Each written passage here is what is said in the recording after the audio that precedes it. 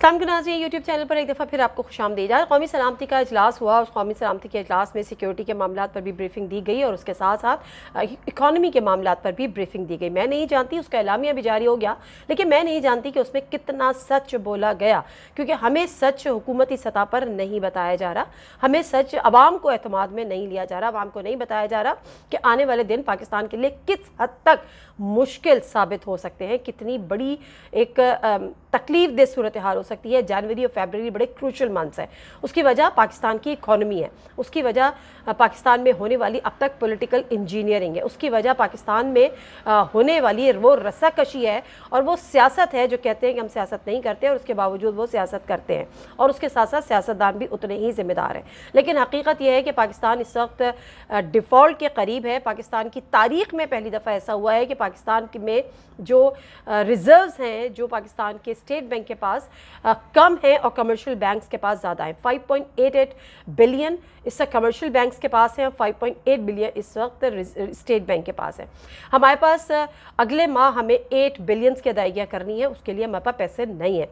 अगले हफ्ते हमें 1 बिलियन की अदायगी करनी है। हमारे दोस्त ममालिक हमें मोहलत देने के लिए तैयार नहीं है, और उसके बाद सोचें कि आपके पास जो रिजर्व्स रह जाएंगे वो 4.8, अगर आपने 1 अरब की उनको पेमेंट्स कर दी तो फिर हम कहाँ खड़े होंगे, किसी को इस चीज़ का एहसास ही नहीं है।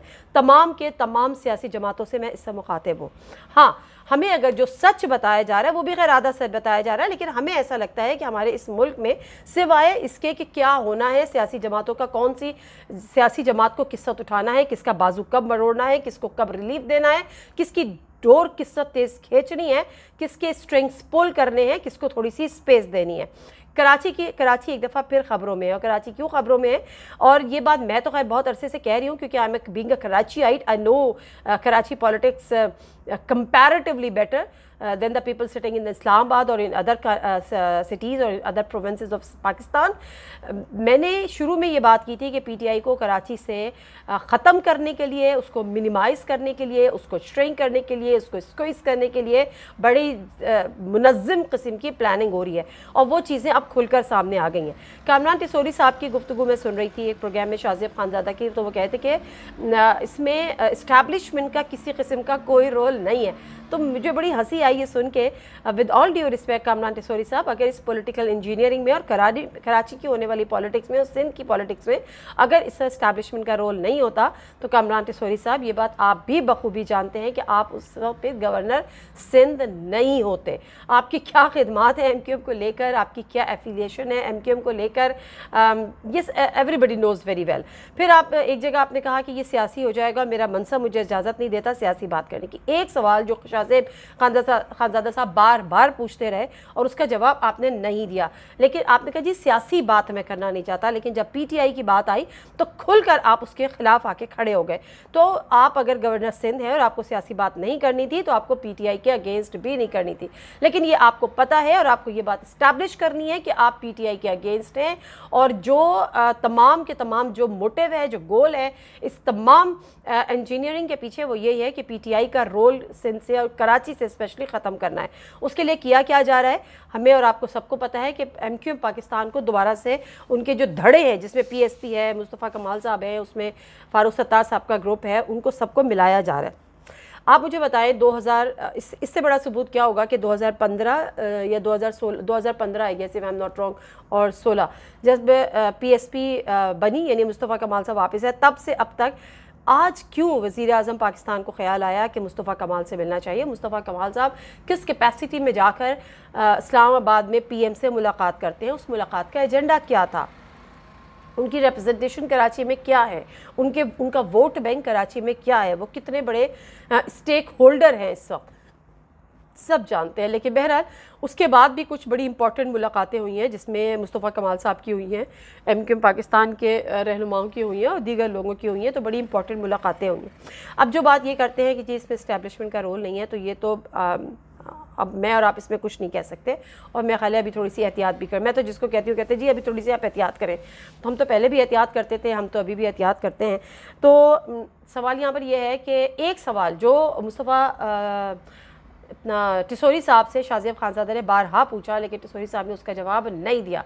वो ये पूछ रहे थे कि क्या तमाम के तमाम धड़े जो इत्तला हैं वो डॉक्टर खालिद मकबूल सिद्दीकी साहब की क़यादत में काम करने को तैयार हैं। तो उन्होंने कहा कि जी MQ पाकिस्तान की क़यादत डॉक्टर खालिद मकबूल साहब के पास ही रहेगी, और तमाम के तमाम धड़े जिसमें मुस्तफ़ा कमाल साहब भी हैं, जिसमें फारूक सत्तार साहब भी हैं, वो सब उनकी क़यादत को उन्होंने तस्लीम कर लिया है। लेकिन एक और जो सवाल था वो ये था कि इत्तलात ये है कि इन तमाम धड़ों को दोबारा से यकजा किया जा रहा है और इनके ऊपर अल्ताफ़ हुसैन साहब इस धड़े को, इस प्रॉपर जो पूरा है उसको लीड करेंगे।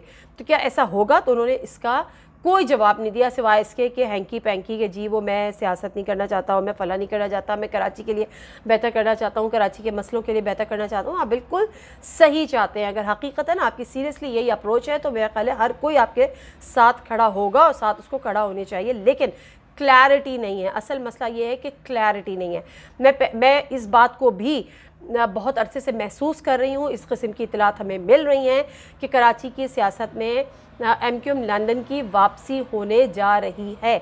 मैं ये क्लेम नहीं करती कि अल्ताफ़ हुसैन साहब वापस आएंगे। मुशर्रफ दौर में अल्ताफ़ हुसैन साहब वापस नहीं आए, जब MQM को पूरी खुली छूट थी, उसको पूरी आज़ादी थी और वो खुल के सियासत कर रही थी, खुल के वो हुकूमत कर रही थी। लेकिन उससे ये बात तय थी कि अल्ताफ़ हुसैन साहब मुल्क में वापस नहीं आएंगे। और आज भी एक गैर एलानिया पाबंदी है और ये पाबंदी कायम रहने वाली है अगले सालों में भी कि अल्ताफ़ हुसैन साहब पाकिस्तान वापस नहीं आएंगे, लेकिन वहाँ पर बैठ कर वो इस जमात की, इस तहरीक की क़यादत कर सकते हैं और उनको ये स्पेस मिलेगी और ये स्पेस उनको मिलने जा रही है। आने वाला वक्त बताएगा कि मेरी ये बातें बिल्कुल सही हैं। और उसकी वजह यह है कि अगर ऐसा नहीं होता तो कामरान टिसोरी साहब कम अज़ कम इसको कैटेगोरिकली इसको डिनाई करते। अगर जिसको मेरी इस बात पे शक है तो वो शाज़िब खानज़ादा साहब का ट्विटर पे वो बड़ा क्लिप भी चल रहा है, उसको एक दफ़ा फिर सुन लें। उन्होंने 2 दफ़ा ये बात पूछी अल्ताफ़ हुसैन साहब की वापसी नहीं, उनकी सियासत में इन होने के हवाले से कि ये जो सबको मिलाया जा रहा है और फिर इसको लीड अल्ताफ़ हुसैन साहब करेंगे, उन्होंने कहीं इसको डिनाई नहीं किया। तो आने वाले वक्त में सिर्फ इस वजह से कि PTI को यहाँ से ख़ात्मा PTI का किया जाए, अब ये तरीक़ा ढूंढा गया है। लेकिन ये इंतहाई अफसोस की बात है। एक तरफ हमारा मुल्क माशी तौर पर तबाह बर्बाद हो गया, हमारी पॉलिसीज़ तबाही का शिकार हो गई। अच्छा, दूसरी एक इम्पॉर्टेंट बात ये, अब जो ये लोग कहते हैं और अब जो ये बात करते हैं कि PTI का कराची में कोई मैंडेट नहीं है, मैं तस्लीम कर लेती हूँ, ये आर्ग्यूमेंट हम तस्लीम कर लेते हैं। PTI और फिर कहा जाता है कि PTI को ये सीट जितवाई। तो क्या आज हमें ये बताया जाएगा कि किसने PTI को सीट जितवाई और किसने उससे पॉलिटिकल इंजीनियरिंग की और किसने उससे सियासत में अमल दखल किसका था और कौन ये सारी चीज़ें सियासत में रोल प्ले कर रहा था? और अगर वो इस्टेब्लिशमेंट थी, क्योंकि ये कहा जाता है ना कि PTI को प्लेट में रख के दी, PTI का मैंडेट नहीं था, उनको ज़बरदस्ती जितवाई, तो आज हमें कम अज़ कम इस आवाम का इतना हक़ तो बनता है कि उसको बताया जाए। आज अगर वो PTI के हवाले से आधा सच बाहर आ रहा है तो पूरा सच बाहर आना चाहिए कि हमें ये भी बताया जाए। हमारा ये हक़ है, आवाम का ये हक़ है ये जानना कि अगर PTI को सीट दिलवाई गई थी तो किसने सीट दिलवाई, और फिर अगर वो इस्टेब्लिशमेंट थी तो हमें बताया जाए कि वो कौन लोग थे जिन्होंने अपने ओथ की वायलेशन की। क्योंकि ये हमारी पाक फ़ौज का ओथ है कि वो सियासत में किसी किस्म का रोल प्ले नहीं करेंगे, उनका सियासत में कोई अमल दखल नहीं होगा। तो अगर बाजवा साहब साबिक़ चीफ आर्मी चीफ अपने अलविदाई तकरीर में ये बात कहते हैं कि फरवरी से ऑनवर्ड्स हमने ये फ़ैसला किया था कि हमारा सियासत में कोई अमल दखल नहीं होगा, तो इसका मतलब है कि ये आपकी तरफ से एतराफ़ था। अगर मैं उसको भी मनोवन तस्लीम कर लूँ तो उसका ये आपका ये एतराफ़ है कि फरवरी से पहले आप पॉलिटिकल इंजीनियरिंग आप करते थे।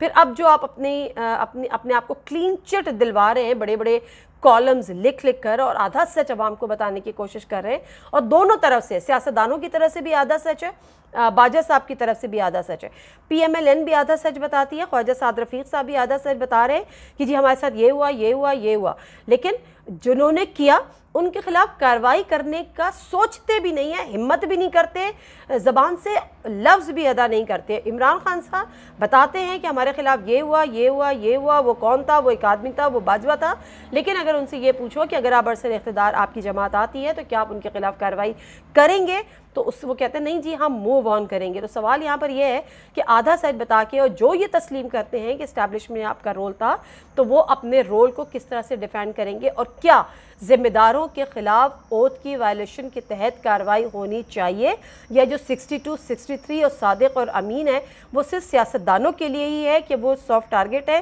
तो बहरहाल इन शॉर्ट ये कि आने वाले 2 से 3 दिन इंतहाई अहम तरीन दिन हैं और मैं आपके सामने एक ऐसे चीज़ें लेकर आने जा रही हूँ, कुछ उस पर मैं वर्किंग कर रही हूँ जो आने वाले दिनों में मेरा ख़्याल है एक बहुत बड़ा सियासत में एक बड़ा ब्रेकडाउन होगा। और क्या होने जा रहा है सियासत में, किस तरह से होगी, ख़ास तौर पे कराची की सियासत को लेकर कौन इन होगा कौन आउट होगा। और अगर किसी की ये खाम ख्याली है कि ये जो जज्बा हुब्बुल वतनी है ये खुद ब खुद जाग गया है, तो ये बिल्कुल गलत तासुर दिया जा रहा है। एक दफ़ा फिर कौम को ट्रक की बत्ती के पीछे लगाया जा रहा है।